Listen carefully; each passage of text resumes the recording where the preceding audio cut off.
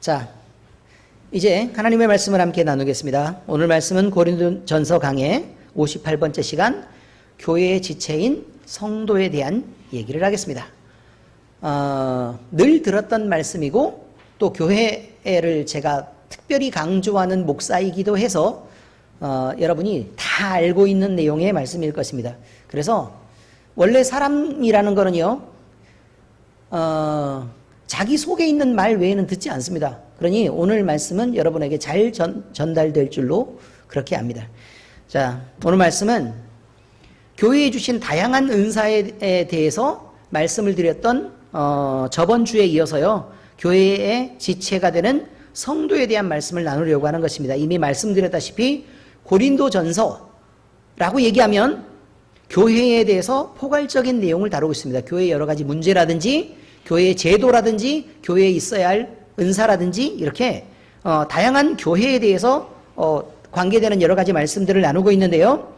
그중 은사는 교회를 움직이게 하는 하나님의 능력이 되기 때문에 결국 사람이 사람의 힘으로 일하지 않고 하나님이 주신 능력으로 교회를 세워나가려면 반드시 은사가 있어야 한다라고 제가 가르쳤습니다. 그런데 이 은사라는 것이 각 성도 개인에게 임하는 것이기 때문에 교회 밖으로 떨어져 나가서 자기 마음대로 행동하면 그냥 어떻게 막을 방법이 없습니다. 그런데 은사라는 것을 분명히 우리는 알아야 됩니다. 각 개인인 성도에게 임하는 것이지만 하나님의 능력으로 이것을 바르게 사용하기 위해서 말씀 안에서 교회의 지체에게 임하는 것이라는 것을 우리는 알고 있어야 됩니다. 다시 말하면 교회의 지체인 각각의 사람에게 각각 다른 은사가 임하고 이 은사들이 한꺼번에 모아져서 교회에 일을 하고 온전한 교회를 세워나가기 위해 은사가 있다라는 것으로 우리가 이해하고 있어야 된다, 그런 말입니다. 그래서 각 성도에게 은사가 임하더라도 우리는 각자 떨어져서 그 은사를, 그 능력을 자랑할 것이 아니라 그리스도가 머리가 되시고 그 다음에 우리는 그 몸의 각각의 지체로서 서로 연합하고 또 하나 되어서 하나님의 영광을 위해서 그 능력을 사용하고 또 교회를 위해 사용하고 교회 각각의 지체들을 위해서 이 능력을 사용해야 한다는 것을 우리는 반드시 기억해야 된다는 말입니다. 자, 그러므로 이 시간에 분명히 밝힙니다. 냉정하게 들릴지는 모르나 우리는 복음을 듣고서도 그리스도로 예수님을 영접하지 않는 사람과 또 하나님의 능력을 체험하고도 자기 자신을 하나님께 드리기를 거부하는, 다시 말해서 예수 그리스도의 복음을 거부하는 사람에게 은사를 사용하여 혜택을 베풀 필요가 없다는 것을 분명히 말씀드립니다. 다시 말하면 믿지 않는 사람들의 구원을 위해서 우리가 기도할 수는 있지만 이 사람이 복음 안으로 들어와서 교회 지체가 될 생각이 없다. 그러면 그 사람을 위해서는 기도하지 않는 것이 원칙이다, 이런 말입니다. 자, 이제 말씀을 보겠습니다. 첫 번째 말씀은 예수님은 교회의 머리가 되시고 모든 성도는 그 몸의 지체라는 것을 우리가 확인을 하고 지나가야 한다, 이런 말입니다. 자, 먼저 예수님이 교회의 머리가 되신다라는 말의 의미가 어떤 것인지 우리는 다시 한번 생각해 볼 필요가 있습니다. 몸에서요, 모든 머리를 얘기하는 것은 아닙니다. 직립보행을 하고 있는 사람의 입장에서 보자면 머리는 가장 위쪽에 이렇게 있습니다.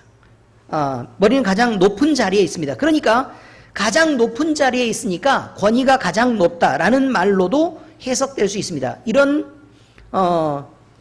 비유를 생각할 수 있다, 이 말이죠. 그러나 그 정도로 해석되기에 머리는 훨씬 더 복잡하고 중요한 의미를 갖고 있습니다. 성경이 표현하는 머리라는 말은요, 머리에는요, 눈이나 코, 귀, 이렇게 여러 감각기관들이 존재하지만 머리에서 가장 중요한 기관은 역시 머릿속에 존재하는 뇌입니다. 우리는 뇌가 어떤 역할을 하는지 살펴야지 머리의 의미를 더 분명하게 확인할 수 있습니다. 그래서 오늘 뇌의 의미를 좀 얘기를 하고 지나가려고 합니다. 제가 자연과학을 일부 전공한 전적이 있어서 이렇게 얘기하는 것이 아니라 우리가 이런 걸 확인을 하고 지나갈 필요가 있고 또 여기에 이상이 있으면 또 어떤 문제가 있을까. 우리 교회 교인들이 신윤사를 많이들 가지고 계시기 때문에 이것은 또 특별히 또 가르쳐야 될 필요가 있기도 해서 제가 일부러 지금 이렇게 얘기하는 것입니다. 뇌는요, 잘 배우세요. 대뇌, 중뇌, 뇌간, 소뇌, 그리고 연수와 척수로 이루어져 있습니다. 이거 나중에 쭉 보고 공부를 좀 하시는 게 좋습니다. 자, 그런데 대뇌는요, 운동을 담당하기도 하고, 또 감각을 담당하기도 하고, 또 머릿속에서 판단을 담당하기도 하고, 연산을 하기도 합니다. 그리고 기억을 담당하기도 하는 부분이 바로 대뇌입니다. 자, 대뇌는 이런 기능을 갖습니다. 이처럼 대뇌는 가장 크고 제일 중요한 내용을 다루고 있기 때문에 대뇌라고 부릅니다. 대뇌는 겉으로 보이는요, 모든 행동을 관여합니다. 그래서 뇌 이상이 생기잖아요? 그러면 당장 운동 능력에 문제가 생기고요, 감각하고 느끼고 판단하고 또 말하고 연산하고 기억하고 하는 모든 부분에 문제가 생깁니다. 그러니까 기억에 문제가 생기면요, 사람이 좀 이상해지겠죠. 그동안 알아봤던 사람들을 몰라보기도 하고 그렇습니다. 그 다음에 행동이요, 다른 사람을 보고 이만큼 절제해서 행동해야 되겠다라는 게 있어야 하는데 사람을 보고 차이를 두고 행동하지 못합니다. 그래서 신경질적인 반응이 나타나기도 하고 또 어쨌든 정상적이지 않다, 좀 이상하다, 행동이 좀 변했다라고 얘기하면 일반적으로 대뇌 이상이 있어서 그렇게 되는 경우들도 있다라는 것을 우리는 알아둘 필요가 있다, 이 말입니다. 이제 소뇌입니다. 소뇌는요, 운동과 회전, 반복 운동을 담당하는 조절 중추입니다. 예를 들면 내가 줄넘기를 시작해야지 라고 줄넘기를 합니다. 그러면 처음 시작할 때는 대뇌가 이것을 담당합니다. 시작해라 라고 얘기하니까 대뇌가 담당하지만 계속해서 아무 생각 없이 뛰고 있잖아요. 그러면 그 반복하는 운동은 소뇌가 담당합니다. 러닝머신 뛰어보셨습니까? 집에 러닝머신 하나쯤은 다 이렇게 있잖아요. 아니면 길이 있든지.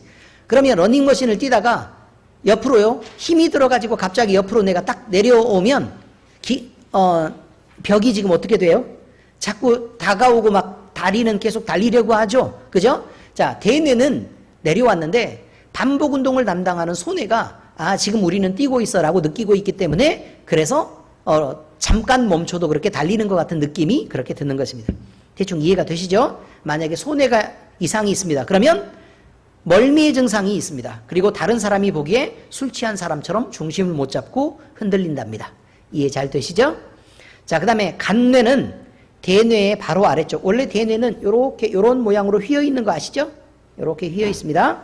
자, 대뇌의 바로 아래쪽, 즉 대뇌하고 소뇌 사이에 있습니다. 간뇌는 대뇌와 중뇌를 연결하며 구부러진 모양인데요. 간뇌가 이렇게 대뇌 아래쪽에 이렇게 사이에 끼어 있다 이 말이에요. 요 위쪽을 등이라 그러고 요 아래쪽을 배라 그래요. 아시겠죠? 네. 자, 위쪽 등 쪽에는요, 시상이라는 곳이 있고 배 쪽을 시상하부라고 부릅니다. 그런데 이 시상하부에는 뇌하수체라는 게 붙어 있습니다. 시상하부는 호르몬을 분비합니다. 호르몬의 뜻이 뭐냐면 몸속을 돌아다니는 언어, 이렇게 생각하시는 게 맞습니다. 만약에 말을 안 하면요, 가정에서 부부가 이렇게 지내는데 여보, 난 당신을 사랑해요 라고 말하지 않으면 사랑하는 것을 어떻게 느낄 수 있겠습니까? 그렇죠? 물론 느끼기야 하지만 말을 해주기를 바랍니다. 그래야 더 잘 느낄 수 있을 테니까. 그리고 말하는 사람도 내가 사랑하고 있구나라고 느끼죠. 안 그러면 사랑하는 걸 본인도 잘 느끼지 못합니다. 자, 이렇게 언어도 마찬가지입니다. 우리 몸속에서 흐르는 호르몬이 있는데 몸에 이상이 생기잖아요. 그러면 그것을 조절을 해야 되는데 호르몬이라는 놈이 돌아다니면서 너는 지금 뭐가 부족해요. 그러니까 빨리 부지런히 만드세요 라고 얘기하기도 하고 지금은 너무 남아돌아요. 빨리 이걸 없애세요 라고 얘기하기도 합니다. 운동을 부지런히 하고 있으면 숨을 좀 빠르게 좀 쉬세요. 그래야지 산소가 공급돼요. 지금 온몸에 산소가 부족하다고 지금 난리가 났단 말이에요. 이렇게 얘기하는 게 바로 뭐라고요? 호르몬입니다. 호르몬. 그러니 우리 몸이 그냥 일반적으로 그냥 살아갈 때는, 건강할 때는 그걸 못 느낍니다. 그런데 갱년기가 되면 갑자기 열이 오르기도 하고 얼굴이 빨개지기도 하고 그 다음에 가슴이 답답하기도 하고 갑자기 막 신경질이 나기도 하고 그 다음에 힘이 쭉 빠지면서 갑자기 가라앉기도 하고 하는 것들은 뭐 때문에 그러냐면 호르몬 대사에 이상이 생겼기 때문에 그렇습니다. 다시 말하면 말을 해줘야 되는데 호르몬에 적당한 양으로 말을 해줘야 되는데 그 말을 안 하고 그 기관이 늙어가니까 필요한 대로 그걸 표현을 못 해준단 말이에요. 그러니까 정확하게 양 조절이 제대로 안 되기 때문에 더 많이 열이 나기도 하고 더 많이 식기도 하고 그다음에 어쨌든 뭐 에너지를 잘 만들기도 하고 못 만들기도 하고 이런 것들이 조절이 안 돼서 그냥 넘치는 것과 부족한 것들이 자꾸 이렇게 겹쳐서 나타나는 걸 갱년기라고 얘기한다 이런 말이에요. 이해가 되시죠? 그러면 시상하부가 없으면 호르몬에 대한 대사 조절이 잘 되지 않겠죠? 그러면 늘 일정하게 항상성을 유지해야 되는데 그게 잘 안 된다 그 말입니다. 그리고 종뇌에는 눈의 움직임과 청각에 주로 관여하는 것으로 알려져 있어서요. 종뇌 이상이 있으면 시각과 청각에 문제가 생깁니다. 그리고 이것 외에도 연수와 척수가 있습니다. 연수는 어디에 있냐면요. 여기 목 바로 위쪽 여기에 달려있는 게 연수고 그것과 이렇게 쭉 연결돼서 꼬리뼈까지 이렇게 뼈 속에 들어있는 게 척수입니다. 자, 그런데 이 연수와 척수는요.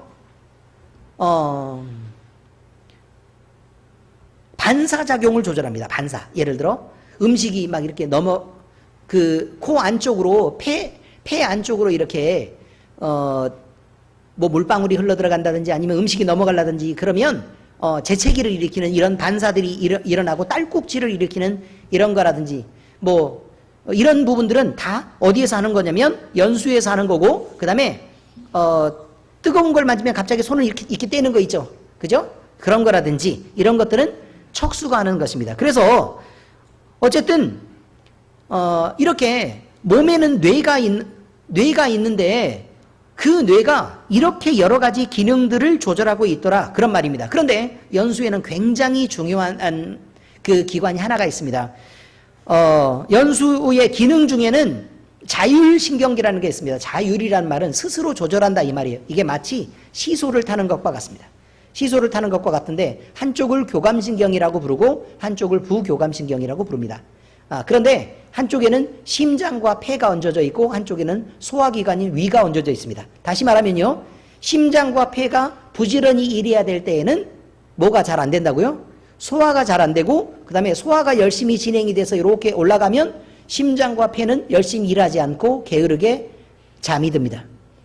우리가 음식을 먹고 식곤증에 시달린다 이 말은 소화를 시켜야 되는데 그럼 위가 부지런히 움직여야 되잖아요. 그죠? 그러니까 뭐가 열심히 일하지 않는다고요? 심장과 폐가 열심히 일하지 않아서 몸을 가라앉게 합니다. 그래서 졸리는 것입니다. 예배 시간에 조는 것과는 사뭇 다른 의미가 되겠습니다. 대충 이해가 되셨죠? 자, 이렇게 사람이 뇌를 갖고 있다는 것은 온 몸을 조절하거나 아니면 사람으로서 역할을 하거나 아니면 그 기능을 마음껏 수행할 수 있다는 것을 의미합니다. 그런데 사람이 어떤 사고를 만나든지 또는 어떤 충격을 만나서요. 뇌가 제 역할을 못하는 뇌사 상태가 되면 위에서 언급한 모든 뇌의 기능 중 대뇌, 소뇌의 기능, 뇌간의 기능 등이 회복될 수 없을 정도로 문제가 생겼다라는 말이고 이제는 이 사람은 회생 가능성이 없다라고 판단하는 것입니다. 자, 제가 이렇게 뇌를 자세히 말씀드리는 거 그냥 들으라고 얘기하는 것입니다. 여러분이 이 시간에 듣고 다 외울 거라고 상상하지 않습니다. 그런데 이 정도요. 뇌가 이렇게 중요하구나. 또는 뇌가 이런 기능까지 담당해? 또는 뇌가 있어야만 사람이 살겠네. 그러면 우리는 뇌를 다치면 큰일이겠네. 이런 것들 정도는 알아야 되죠. 뿐만 아니라 뇌에 혈액이 정상적으로 공급이 되면 깨끗한 피가 공급된다는 말은 영양과 산소가 충분히 공급된다는 뜻을 말하고 있습니다. 영양과 산소가 충분히 공급돼야 그 안에서 마음껏 먹고 얘네들이 정상적인 일을 할 수 있습니다. 그런데 혈관에 이상이 생긴다든지 아니면 등이 많이 부어서 위로 올라가는 피가 많은 양이 들어갈 수가 없다든지 이런 문제가 생기잖아요. 그러면 뇌는 정상적으로 활동할 수 없습니다. 그래서 기억이 잘 나지도 않고 머리가 나빠지는 것처럼 보입니다. 정상적인 사람으로 행동할 수가 없게 된다. 그래서 부어있는 사람이 좀 이상하게 행동하잖아요. 그러면 혈액순환이 잘 안 돼서 저렇게 힘들어하는구나 라고 생각해야지 뚱뚱한데 말도 제대로 안 들어 라고 얘기하지 말라 그 말입니다. 이해하셨죠? 네, 그렇습니다. 자, 뇌는 몸에 있는 모든 기관을 지배하면서 통솔하는 기능이 있습니다. 뇌는 모든 기관을 어떻게 한다고요? 지배하면서 통솔하는 기능이 있습니다. 뇌는 살아있게도 하고요, 감정을 느끼기도 하고 생각하기도 합니다. 그리고 기억하고 판단하기도 하고 살아있는 것에 대한 생존의 의미를 부여하기도 합니다. 자, 그 다음에요, 손가락을 움직이는 건 누구의 명령을 따라 움직이는 거냐면요, 손이 자발적으로 움직이는 게 아니라 뇌가 하라고 해야 움직이는 겁니다. 발이 걷는 것도 마찬가지입니다. 뇌가 하라고 해야 움직입니다. 자, 이렇게 모든 살아있는 것에 대해서는 뇌가 그 종추의 역할을 한다, 그 말입니다. 또한 본능을 다스리기 때문에 지금을 살게 하고 미래를 생존하게 하고 또 자손을 낳아 기르게도 합니다. 여기서 본능이라고 얘기하는 것은요, 성적 본능, 그 다음에 식욕, 그 다음에 잠을 자기 위한 휴식의 본능, 이런 모든 것들을 다 뇌가 다스리기도 하고 뿐만 아니라 내가 더 유명한 사람이 되고 싶어 라고 얘기하는 것도 역시 뇌가 하는 일이라, 이런 말입니다. 자, 그러므로 뇌에 이상이 생겼다라는 것은 생존을 장담할 수 없는 상태란 뜻이고, 뇌가 건강하게 있어야 감각하고 또 살고 또 의미 있는 것입니다. 자, 여기까지 뇌였습니다. 자, 뇌를 이렇게 자세히 이 시간에 말하고 배운 이유는요, 우리의 머리가 예수님이시므로 그 역할이 어떤 것에 대해서 어떤 것인지에 대해서 우리가 확인하기 위해서 그렇습니다. 여러분, 몸의 각각의 지체가요, 뇌에게 왜 너 혼자 그렇게 잘난 척해? 왜 너 혼자 이 모든 것을 다 하려고 해?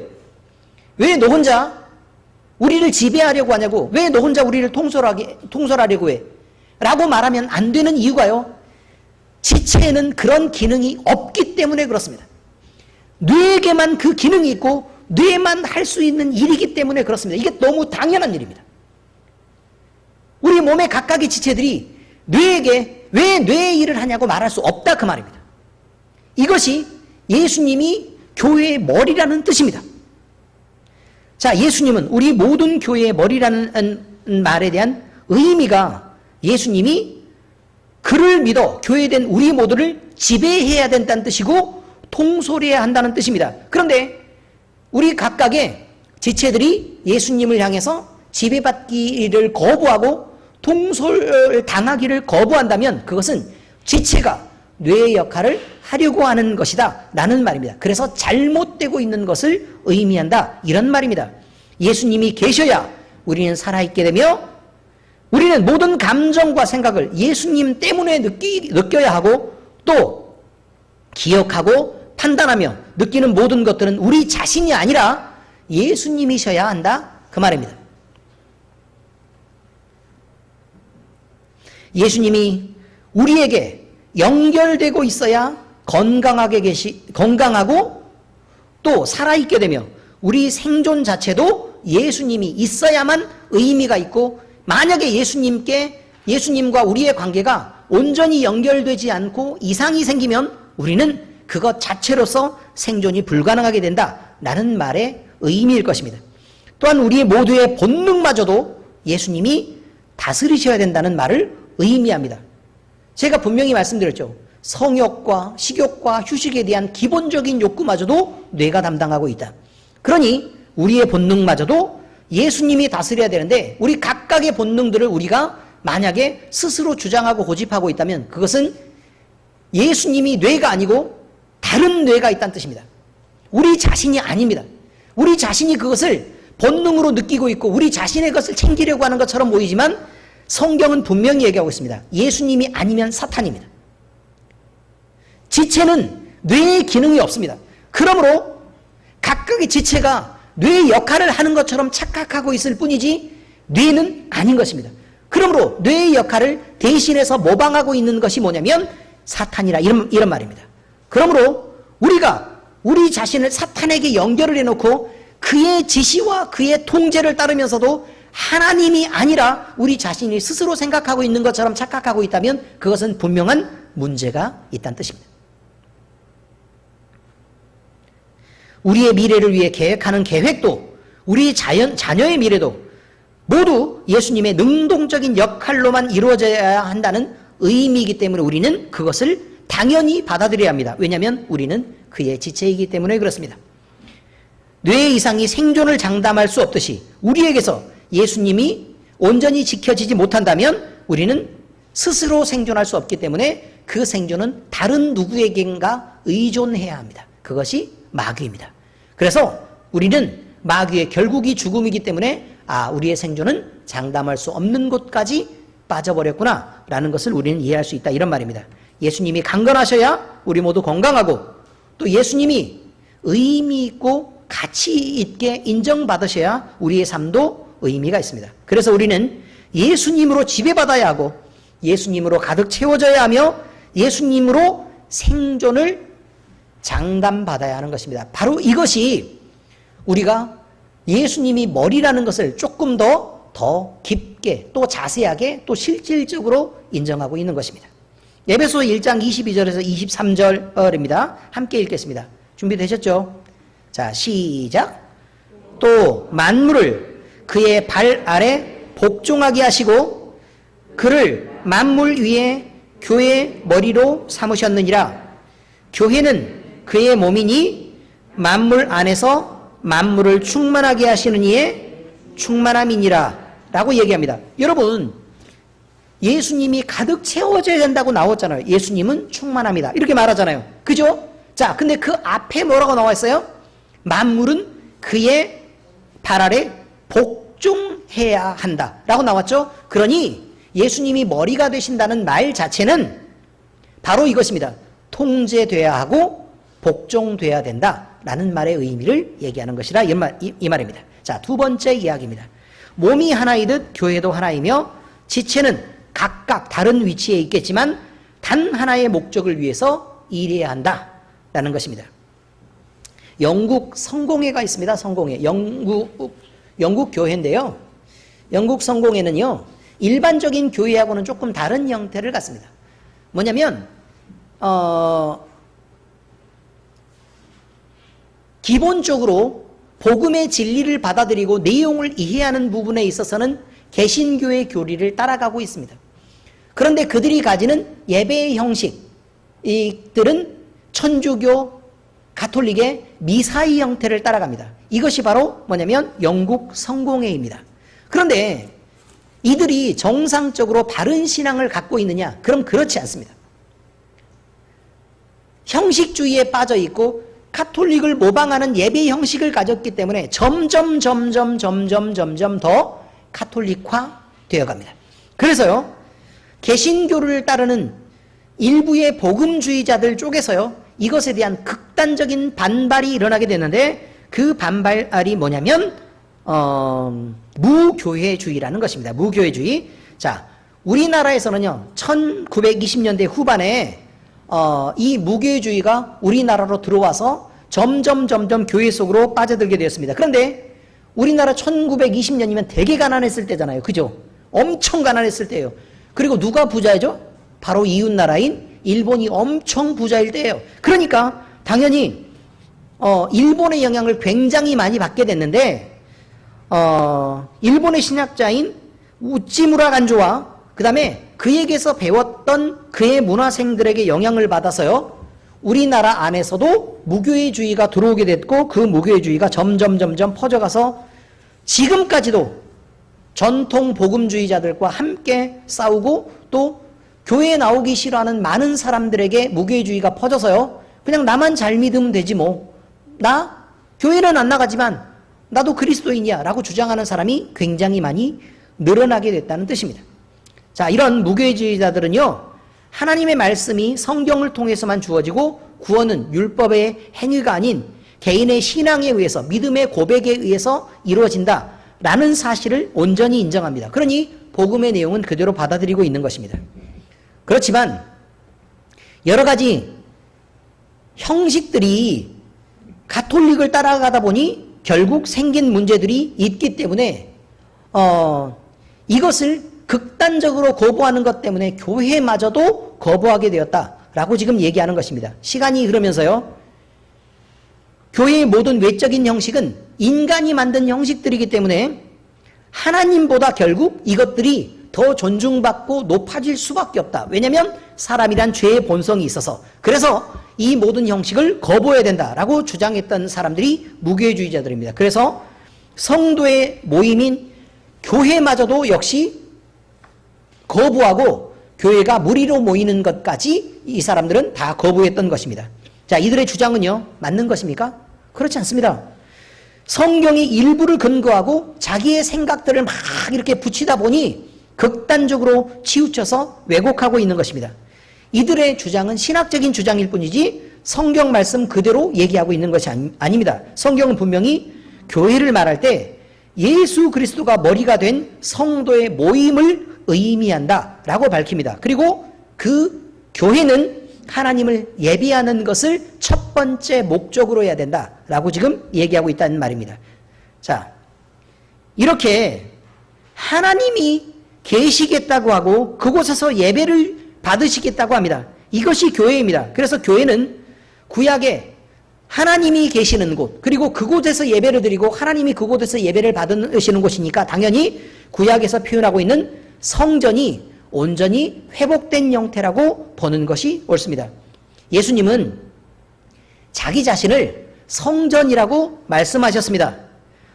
자, 성전이라고 말씀하신 이유가 뭐냐면 예수님 안에 하나님이 지성소처럼 임재해 계시고 또 예수님 자신이 제물이 되어서 하나님을 예배하시겠다라는 말씀일 뿐만 아니라 자기의 몸으로 하나님을 가득 채워서 하나님이 이곳에 계시기 때문에 이곳을 성전이라고 말씀하고 있다, 이런 말입니다. 그리고 그를 믿는 우리 역시 주의 성전으로 지어져 갈 것이다 라고 말씀하셨습니다. 그러면 우리 역시 하나님을 섬기고 하나님을 채우고 또 하나님께 우리 자신이 제물이 되어야 된다라는 것을 의미하는 것입니다. 자, 요한복음 2장 17절에서 22절까지 말씀입니다. 준비되셨습니까?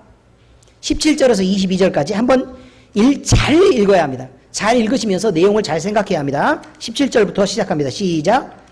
제자들이 성경 말씀에 주의 전을 사모하는 열심히 나를 삼키리라 한 것을 기억하더라. 그러면 사람이 갖는 지나친 열심은요, 결국 어떻게 한다고요?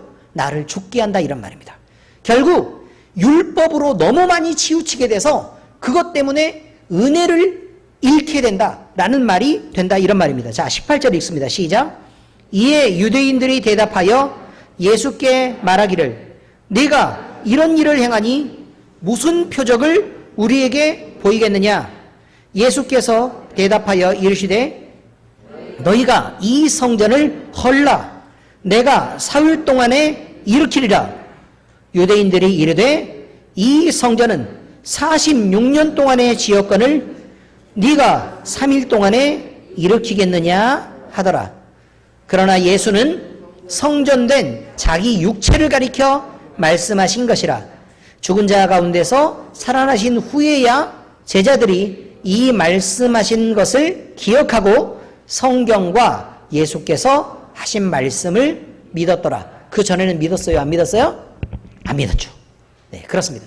왜요? 성전이 뭔지를 몰랐기 때문에 그렇습니다. 자, 예수님이 자기의 육체를 뭐라고 얘기했다고요? 성전이라고 얘기했다고요. 그죠? 성전이라고 얘기했다. 이것은 엄청 중요한 것입니다. 자, 사도 바울은요, 예수님이 말한 그 성전이라는 것에 대한 의미뿐만 아니라 그리스도인들, 그가 머리가 되고 그의 지체가 된 우리 이 교회들에 대해서 좀 더 자세하게 이 내용을 표현을 하고 있습니다. 성도, 예수님과 우리 모두는 다 성전이 되는데, 각각의 건물로 지어져 가고, 그 건물들은 각각의 용도에 맞게 사용되기 때문에 그 용도에 따라 각각의 방이 있겠죠. 누구는 창고가 돼 있고, 누구는 지나가는 통로도 돼 있고, 또 어느 방은 또 예배하는 장소가 되고, 이렇게 하겠죠. 그러니, 하나만 있어서는 안 된단 말이에요. 각각의 건물들이 서로 함께 지어져서 서로 연결되고 그 연결된 것들이 각각의 기능을 해야 성전의 온전한 기능을 할 수 있게 된다라는 말을 지금 건물로 비유해서 지금 사용하라고 있다, 이런 말입니다. 자, 그래서 우리 교회는 각각의 지체가 각각의 방이 되고 하나님이 거하실 처소가 되기 위해서 함께 지어져 간다고 말합니다. 자, 에베소서 2장 21절에서 22절입니다. 또 함께 읽을까요? 시작. 그의 안에서 건물마다 서로 연결하여 주 안에서 성전이 되어가고 너희도 성령 안에서 하나님이 거하실 초소가 되기 위하여 그리스도 예수 안에서 함께 지어져 가느니라. 자, 이런 말이에요. 자, 그러니 우리가 뭐라고요? 성전이라고요. 성전. 성전인데 온전한 성전이 아니라 지어져 가고 있는 성전이라고요. 그러니 우리 안에 하나님이 계시는 건 맞지만 하나님이 온전히 거하는 장소가 아니라 우리가 점점 믿고 회심하고 또 우리의 본능적인 것들, 우리의 세상적인 것들을 점점 제하면서 예수님을 닮은 모습으로 점점 변해갈 때 이것을 뭐라고 표현하냐면 성전으로 지어져 가느니라 라고 말하고 있다 이 말이에요. 그죠? 그러니 각각의 방들은 우리는 여러 개의 방이 아니에요. 여러 개의 방이 아니고 방 하나란 말이에요. 그러니 방이 하나이기 때문에 온전히 성전의 역할을 다 할 수가 없어요. 그러므로 각 방과 방은 서로 연결해서 함께 지어져 가야 성전의 역할을 온전히 할 수 있는 것을 얘기하고 있습니다. 그러므로 성전은 내가 아니라 우리여야 한단 말입니다. 성전은 나라고요? 아니요. 그게 아니라 뭐라고요? 우리여야 한다고요. 우리 모임 속에 하나님이 계시고 그 연합 속에 하나님의 영광을 위한 일이 도모되는 것입니다.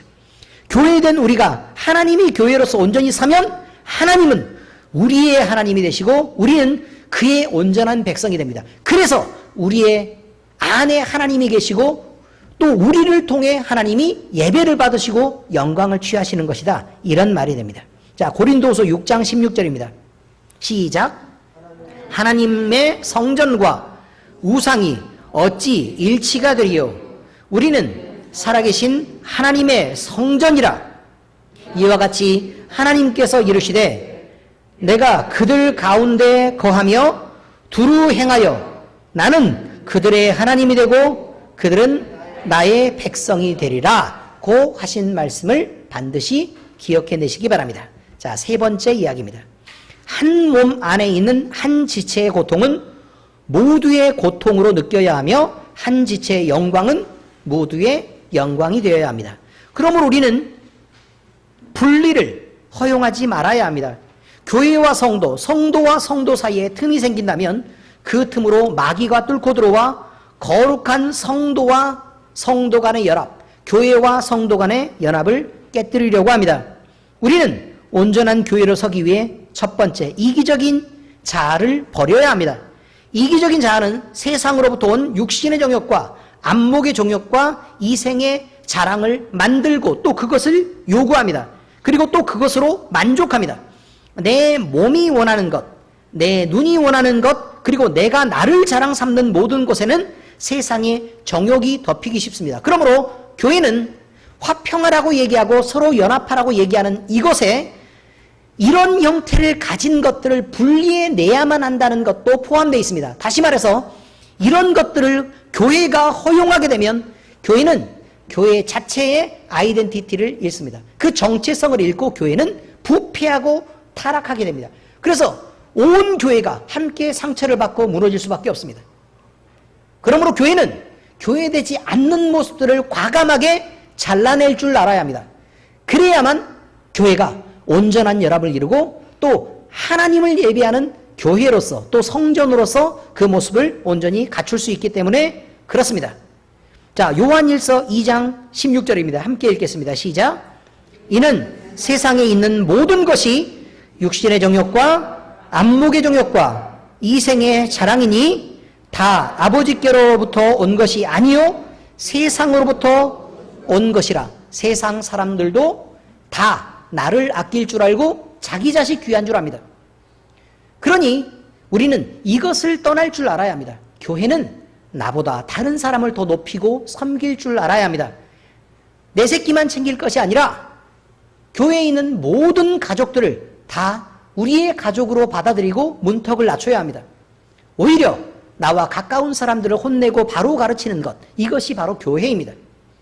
나와 가까운 사람들의 편을 드는 것, 이것은 교회의 본 모습이 아니다 라는 것을 꼭 기억하시고 나에게는 조금 더 냉정하고 단호하며 다른 사람에게는 좀 더 부드럽고 유한 모습을 반드시 보여주시기를 예수 그리스도의 이름으로 부탁합니다. 자, 두 번째입니다. 성도의 말을 써서 서로 존중하고 성도의 말로써 참 성도로 지어져 가야 합니다. 우리는 지어져 가는 중입니다. 교회에서요, 이름 대신 자, 이렇게 말합니다. 조민근 씨라고 부르면 이것은 낮춰 부르는 말입니다. 그런데 집사님 또는 조민근 집사님라고 얘기하면 존중하는 것입니다. 성도인 것을 인정하는 것입니다. 그러므로 교회에서 씨를 사용하는 것은 안 됩니다. 그 다음에 정의자 원장님이라고 부르는 거 있습니다. 자주 들었습니다. 그래서 하는 말입니다. 원장님, 세상적으로는 되게 높은 말입니다. 그런데 권사님이라고 부르는 것보다 더 높지 않습니다. 여러분, 교회 안에 들어왔을 때 원장이라고 부르는 것은 너는 세상 사람이다 라고 말하는 것입니다. 그런데 권사님이라고 부르면 당신은 존귀한 성도입니다 라고 부르는 것입니다. 그러므로 여러분은 누구라고 불러야 돼요? 정의자 권사님이라고 부를 줄 알아야 합니다. 그것이 다른 사람을 높이는 것입니다.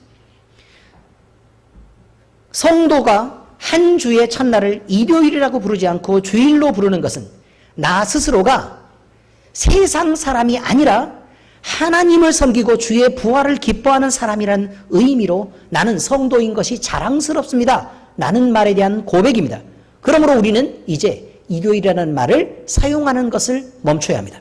뭐라고 얘기해야 된다고요? 그렇습니다. 주일이라고 말해야 합니다. 이처럼 우리가 몰라서 쓰면 바꾸면 됩니다. 왜냐하면 우리는 지어져 가고 있기 때문에 그렇습니다.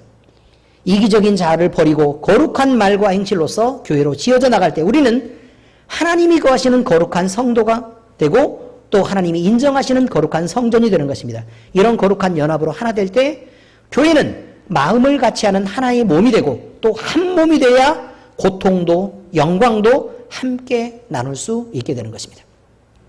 자, 이제 성경 말씀의 적용입니다. 교회는 한 성령 안에 연합을 이루어 나가야 합니다. 오늘 본문의 13절에 우리가 유대인이나 헬라인이나 종이나 자유인이나 다 한 성령으로 세례를 받아 한 몸이 되었고 또 다 한 성령을 마시게 하셨느니라 하고 바울 사도는 교회의 하나됨을 얘기하고 있습니다. 이게 무슨 뜻이냐면 한 세례를 받았다는 뜻은 세례의 뜻이 뭐죠? 이전에 내가 죽었고 이제 새 사람을 입었습니다. 그런데 새 사람을 입을 때 한 성령으로 세례를 받았다는 것은 새 사람이 성령의 하나 되심으로 한 성령으로 똑같은 사람이 되어간다라는 뜻입니다. 자, 그 다음에 한 성령으로 마시게 되었다라고 지금 얘기하는 것은요. 자, 음식을 먹고 마시면 우리 몸의 조직이 바뀝니다. 단백질을 먹으면 우리 몸의 근육 조직이 바뀌고 호르몬이 바뀝니다. 우리 몸의 뇌가 바뀝니다. 아시겠습니까? 물을 마시면요. 몸에 있는 물들이 빠져나가고 새로운 물이 우리 몸을 채웁니다. 대충 이해가 되시죠? 자, 비타민을 먹으면 우리 몸속에 있는 여러 가지 비타민들이 남는 것들이 버려지고 새로운 비타민을 흡수해서 또 채우게 됩니다. 다시 말해서 우리 몸은 교환과 순환이 계속해서 일어나면서 계속해서 예수 그리스도를 먹고 마시게 될 때는 우리는 그가 공급하시는 것으로 점점 우리의 몸의 체질이 바뀌어 나간다는 뜻입니다. 왜 만나를 주셨겠습니까? 그것은 하나님이 주신 것들로 우리의 몸의 조직이 또는 구조가 점점 바뀌어서 하나 되게 하기 위해서 그냥 그렇습니다. 우리는 이것을 잊지 말아야 합니다. 우리는 교회의 하나됨을 통해 하나님의 영광을 돌릴 수 있습니다. 동시에 성도에게도 유익이 된다는 것을 잊지 말아야 합니다. 성도는 교회의 하나됨을 느낄 때 교회 안에서 마음의 위안을 받고 위로를 받습니다. 또한 성도는 교회의 하나됨을 느낄 때에 사랑하게 되고 또 그 안에서 내 마음을 내놓고 연합할 수 있게 됩니다. 성도는 교회의 하나됨을 느낄 때 교회에게 주신 하나님의 풍성함의 비밀을 깨닫게 되며 교회의 하나됨을 느낄 때야 성도는 그리스도를 깨달아 알게 됩니다. 그리스도를 머리로 온 몸의 지체가 하나 된 교회 속에서 지혜와 지식이 풍부하게 되고 모든 축복의 보화가 감춰져 있다는 것을 깨달아 아시기를 축복합니다. 자, 골로새서 2장 2절에서 3절입니다. 함께 읽겠습니다. 시작. 이는 그들로 마음의 위안을 받고 사랑 안에서 연합하여 확실한 이해의 모든 풍성함과 하나님의 비밀인 그리스도를 깨닫게 하려 함이니 그 안에는 지혜와 지식의 모든 보화가 감추어져 있느니라.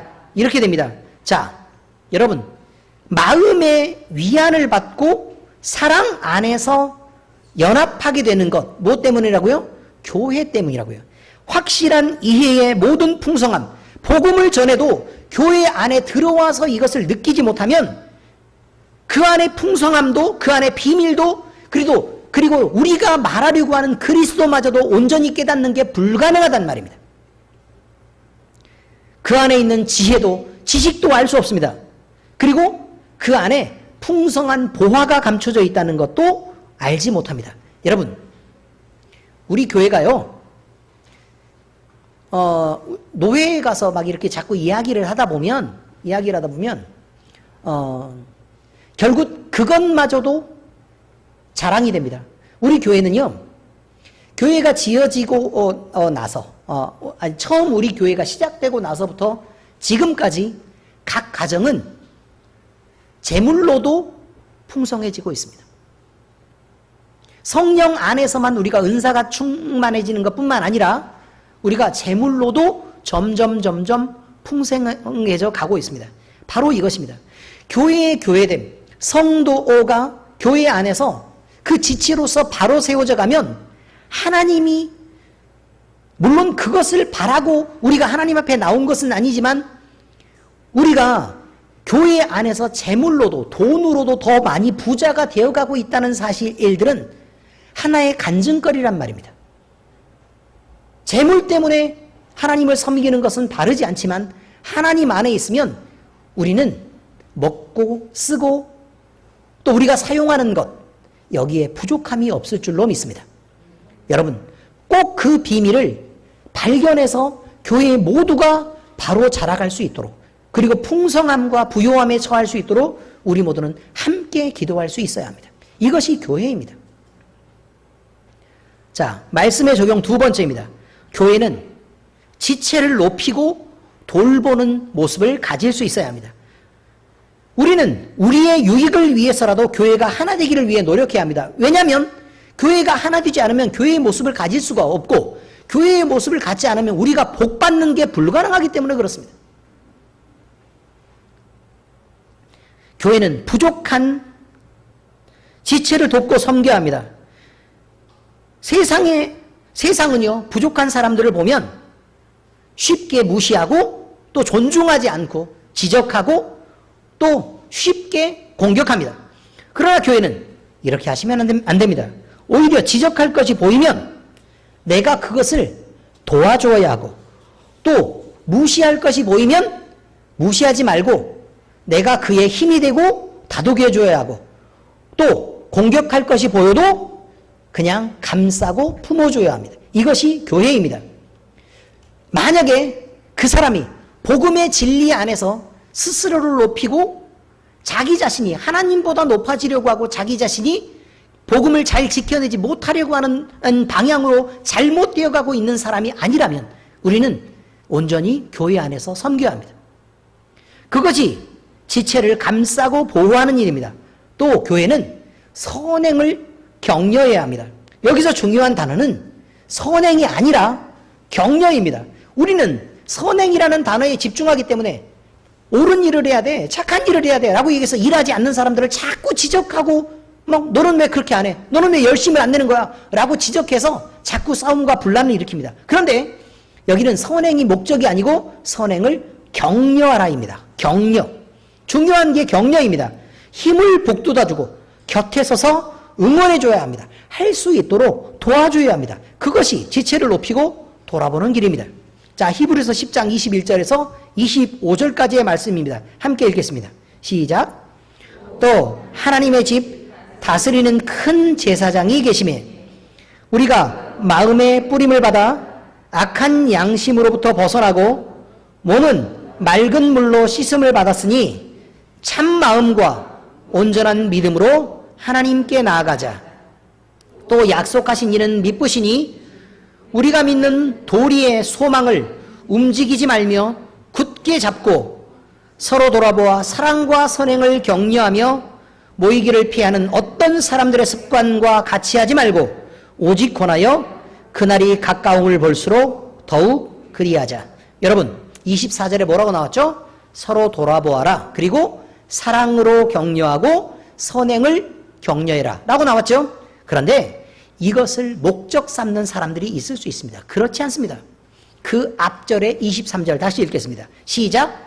또 약속하신 이는 미쁘시니 우리가 믿는 도리의 소망을 움직이지 말며 굳게 잡고, 이것이 중요합니다.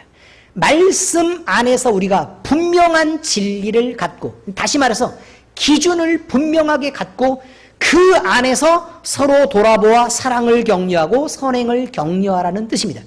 바르지 않은데도 불구하고 참고 격려하라는 뜻이 아니라 바른 것을 고쳐내려는 노력과 함께 또 나도 바로 서려는 노력과 함께 사랑과 선행을 격려해야 된다, 이런 말입니다.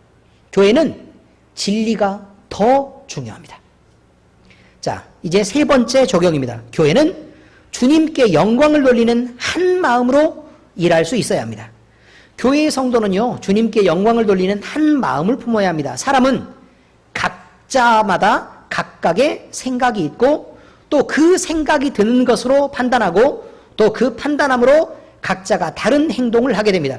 자, 이렇게 되면요, 한 마음을 품을 수 없습니다. 모든 사람이 사람의 생각을 맞춰서 하나의 생각을 이끌어낸다는 것은 불가능한 일이 됩니다. 얼마 전에 온라인으로 진행되었던 여전도 회의에 문제가 있다는 것을 보고를 받았습니다. 그리고 그 여전도의 문자를 제가 쭉 읽게 되었습니다. 그런데요, 제가 드는 생각이, 서로 양보하는 것이 이렇게 어려운가? 다른 사람이 조금 존중받으면 안 되는 것인가? 라는 것을 생각하게 됐습니다.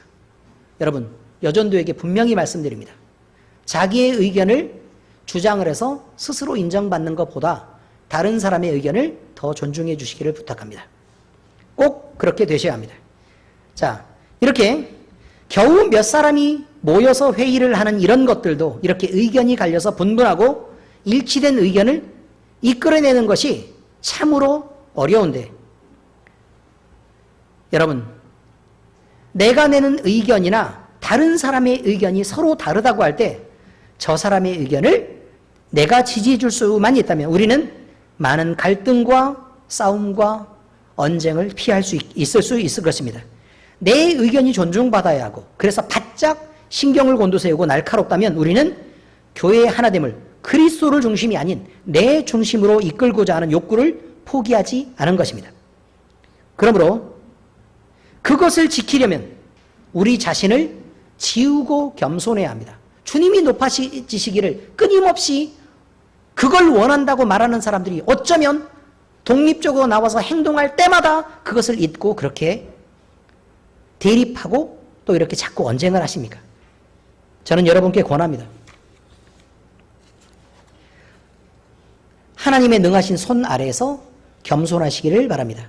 하나님이 여러분을 높이실 때가 반드시 있습니다. 그 때를 기다리시기를 바랍니다. 그것이 은혜를 기다리는 자의 바람직한 태도입니다. 베드로전서 5장 5절에서 6절의 말씀 함께 읽겠습니다. 시작. 젊은 자들아, 이와 같이 장로들에게 순종하고 다 서로 겸손으로 허리를 동이라.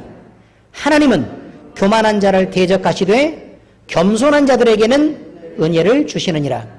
그러므로 하나님의 능하신 손 아래에서 겸손하라. 때가 되면 너희를 높이시리라. 이어서 야고보 4장 1절입니다. 주 앞에서 낮추라. 그리하면 주께서 너희를 높이시리라. 스스로 높아지지 마시고 하나님이 높이실 때를 기다리시기 바랍니다. 그것이 교회입니다. 기도하겠습니다. 하나님 아버지, 오늘 말씀을 통해 예수님이 머리 되신 교회의 하나님을 알게 하시니 감사를 드립니다. 예수님은 교회의 머리이시고 모든 성도는 그 몸의 지체라는 말씀을 무겁고 책임있게 받아들입니다. 말씀에서 주신 것처럼 예수님으로 통제되고 예수님으로 감각하고 느끼고 사고하고 판단하며 예수님으로 살고 또 죽는 우리 되게 하시옵소서. 몸에서 각각의 지체가 하나로 연합하며 그 기능에 다름이 있음에도 한 목적을 위해 연합이 가능해지듯이 교회도 각 성도가 다름을 극복하고 하나 되며 하나님의 영광을 위해 단 하나의 그 목적을 위해 일하게 하시옵소서. 우리가 마음을 열고 겸손해짐으로 머리 대신 예수님을 향해 같은 뜻으로 서게 하시며 그 하나됨을 통해 각 지체의 고통을 느끼기도 하고 즐거움도 함께 나누게 하시며 교회의 영광이 우리의 모두의 영광이 되는 거룩한 교회로 세워지게 하시옵소서. 한 성령으로 교회를 세우셨사오니 우리 모두 각자의 생각이나 주장을 접고 한 성령 안에서 하나님의 뜻을 따라 연합하게 하시옵소서. 우리 모두 연약한 지체를 오히려 높이고 돌아보며 섬기게 하시고 온전히 주님께 영광을 돌리는 한 마음으로 일하도록 우리 모두 결단하게 하시옵소서. 우리 주님께 우리의 마음을 내어드립니다. 우선 나를 양보하여 주님을 높이겠습니다. 내 마음을 먼저 내세우기보다 다른 이들의 마음을 배려하고 먼저 살피겠습니다. 우리를 도와 우리 모두가 온전한 교회, 주님이 계셔도 좋을 온전한 주의 성전 되게 하시옵소서. 이 모든 말씀 교회의 머리가 되시는 우리 주님 예수 그리스도의 이름으로 감사하며 기도합니다. 아멘.